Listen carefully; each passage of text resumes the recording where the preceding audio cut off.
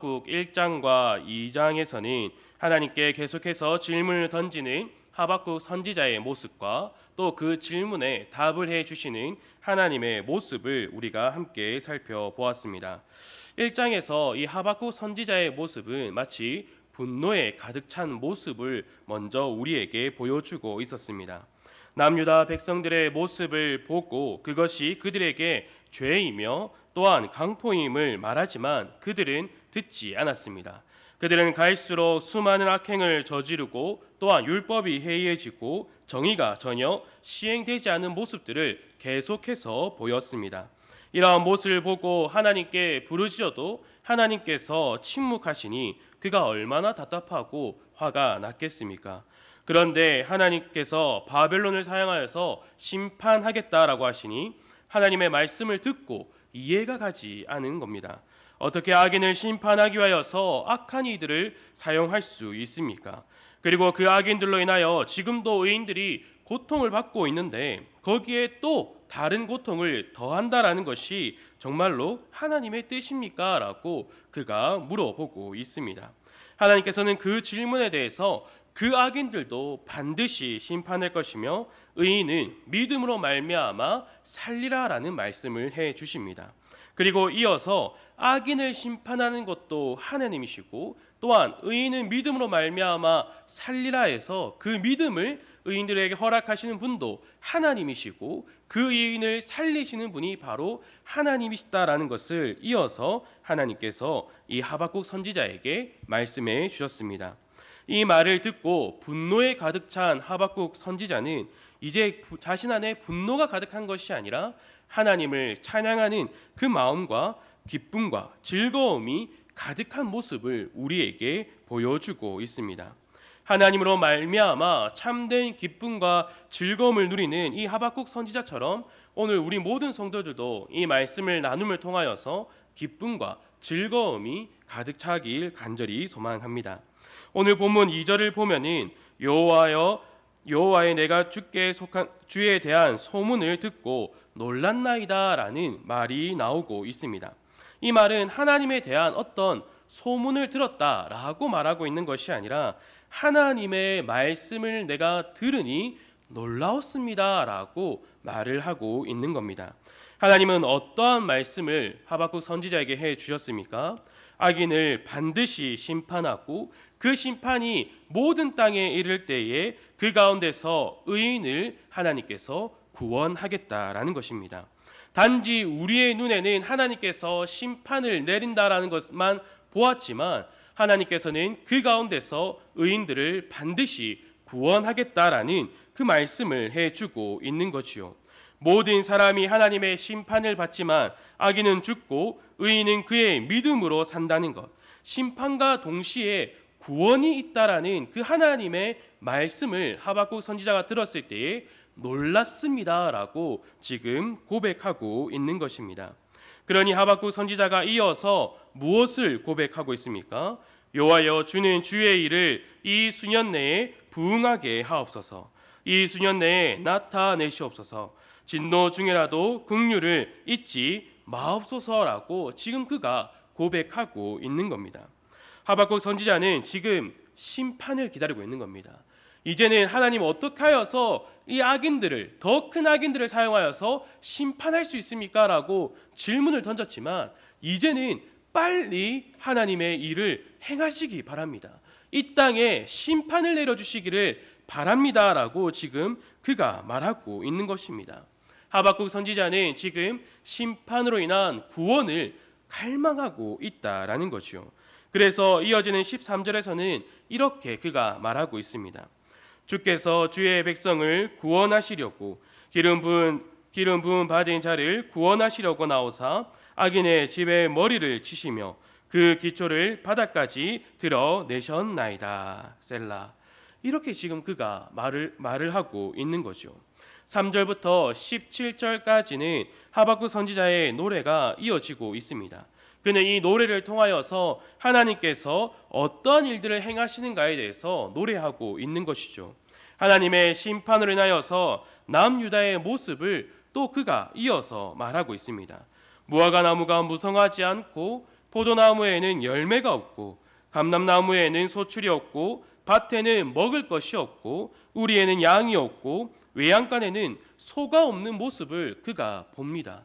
그러나 이러한 모습을 바라보았을 때에 그의 마음은 어떻다라고 이어서 말합니까?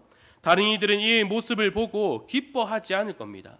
다른 사람들은 이 모습을 보고 이제 어떻게 살아가야 하나, 이제 어떠한 소망을 가지고 내가 살아가야 하는가, 이러한 마음을 품겠지만 하박국 선지자는 지금 무엇을 노래하고 있습니까? 함께 18절을 읽어보도록 하겠습니다. 시작. 나는 여호와로 말미암아 즐거워하며 나의 구원의 하나님으로 말미암아 기뻐하리로다. 아멘. 즐거워하고 기뻐하고 있습니다. 분명 눈앞에 펼쳐진 현실은 답이 없고 희망도 없고 소망도 없고 아무것도 없습니다. 그러나 하박국 선지자는 기뻐하고 즐거워한다라고 말하고 있습니다. 여호와로 말미암아 나의 구원의 하나님으로 말미암아 내가 기뻐하고 즐거워합니다라고 지금 노래하고 있는 겁니다.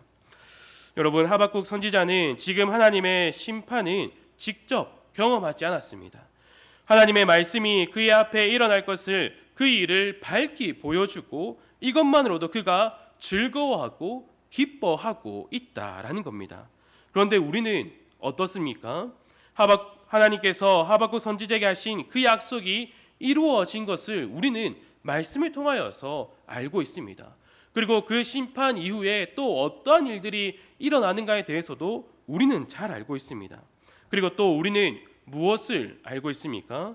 하나님께서 구약이라는 이 약속을 통하여서 그 실체인 예수 그리스도께서 이 땅에 오시고 그리고 우리의 죄를 위하여서 그가 하신 모든 일들을 우리가 알고 있습니다.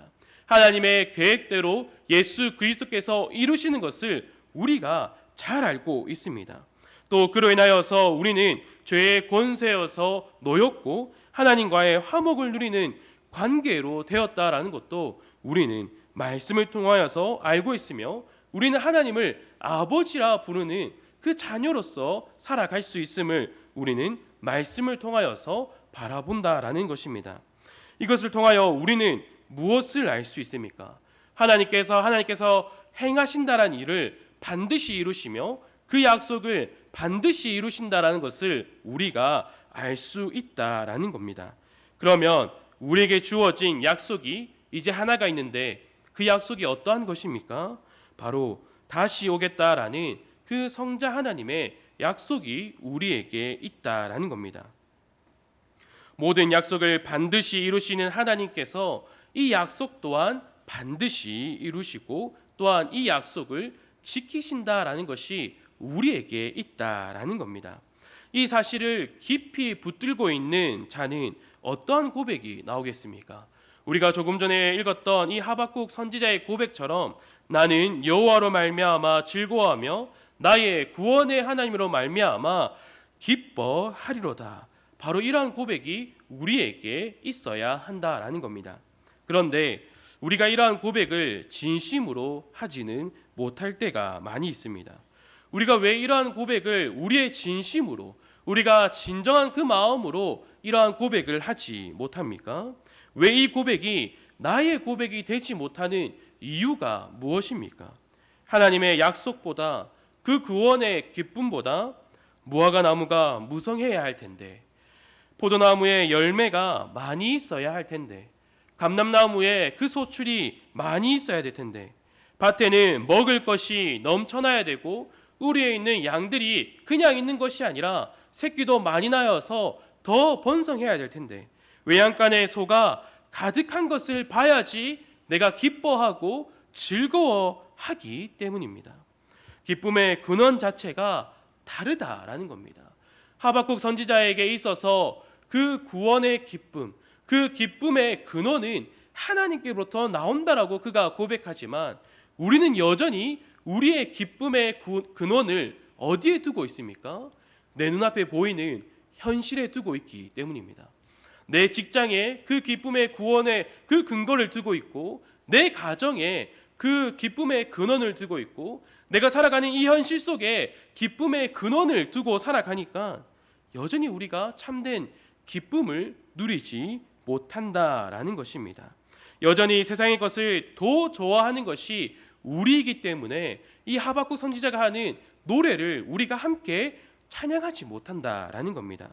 그러면 우리가 어떻게 해야지 기쁨의 근원이 세상에서 구원의 하나님께로 옮겨갈 수 있겠습니까? 하박국 선지자는 이를 우리에게 잘 말해주고 있습니다.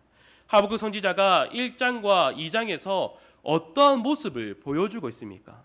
또 우리가 읽었던 이 3장에서도 그가 어떤 모습을 우리에게 보여주고 있습니까? 바로 선지자는 계속해서 기도하는 모습을 우리에게 보여주고 있습니다. 그의 기도를 보시기 바랍니다. 그가 어떠한 것을 하나님께 아뢰고 있습니까? 하나님께 하나님 나의 기쁨의 근원이 되어 주시기를 바랍니다. 이렇게 기도하고 있는 것이 아닙니다. 우리들의 기도처럼 내 앞에 있는 문제들을 해결해 주시기 바랍니다. 또 이렇게 기도하는 것도 아닙니다. 그는 계속해서 하나님 뜻이 무엇입니까? 하나님께서 어떠한 뜻을 가지고 계십니까? 하나님께서 이 일을 통하여서 어떠한 뜻을 이루시기를 원하십니까? 당신의 뜻을 알려주시기를 간절히 소망합니다. 이것을 두고 그가 기도하고 있다라는 겁니다. 그리고 이 기도에 하나님께서 응답하시고 말씀해 주고 있다라는 겁니다. 하박국 선지자는 하나님께서 말씀해 주시는 것을 아주 선명하게 보고 있습니다. 그리고 하나님의 뜻이 무엇인지를 그가 분명히 깨달았습니다. 처음에는 그는 하나님의 말씀을 들었을 때에 깨닫지 못했습니다.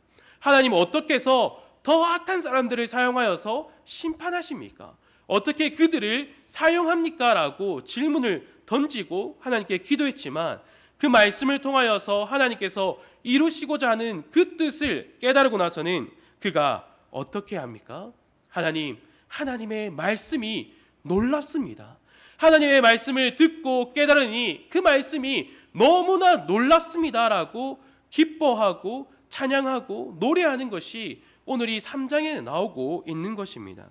그 순간 그에게 기쁨이 즐거움이 넘쳐나고 있다라는 것입니다. 주 안에 사랑하는 성도 여러분, 여러분이 신앙생활을 하면서 언제 기쁨이 넘쳐 흘렀습니까? 1년 전에, 아니면 3년 전에, 아니면은 맨 처음 그리스도를 믿게 되었을 때입니까? 여러분의 기쁨이 흘러 넘치는 것이 추억이나 과거가 되지 않기를 바랍니다. 오늘도 그리고 내일도 주님 다시 오시기 그 전까지 여러분께 날마다 기쁨이 넘치기를 간절히 소망합니다. 날마다 우리가 우리 안에서 그 기쁨이 넘쳐날 수 있는 이유는 그 기쁨 근원 되시는 하나님께서 언제나 변함없이 우리에게 말씀하여 주시고 우리를 인도하시고 우리를 보호하시기 때문입니다. 그리고 우리는 그러한 하나님을 아버지라고 고백할 수 있기 때문입니다. 그래서 우리는 날마다 기도해야 합니다. 날마다 우리는 무엇을 기도해야 됩니까? 우리의 메마름 심령에 날마다 생명의 말씀을 부어달라고 우리는 기도해야 합니다. 또한 이 기도를 통하여서 날마다 하나님의 말씀을 더욱 붙들며 살아가야 한다라는 겁니다. 우리가 하나님의 말씀을 더욱더 붙들고 살아갈 때에 하나님께서는 우리에게 그 기쁨의 근원이 되어주시고 우리 속에 참된 기쁨과 참된 즐거움을 허락하신다라는 겁니다. 주 안에 사랑하는 성도 여러분, 오늘 우리가 함께 읽었던 그 하박국 선지자의 고백이 여러분의 고백이 되기를 바랍니다. 그저 우리가 말씀을 읽으면서 말씀을 암송하면서 주는 나의 즐거움이고 주는 나의 구원이십니다라고만 고백하는 것이 아니라 정말로 그 말씀이 나의 마음에 새겨져서 나의 여러분의 고백이 되기를 간절히 소망합니다. 그러내서 정말로 우리 안에서 메마른 심령이 있는 것이 아니라 날마다 우리에게 주어지는 그 놀라운 메마르지 않고 목마르지 않는 생수가 우리에게 여러분에게 주어지기를 간절히 소망합니다. 함께 기도하도록 하겠습니다.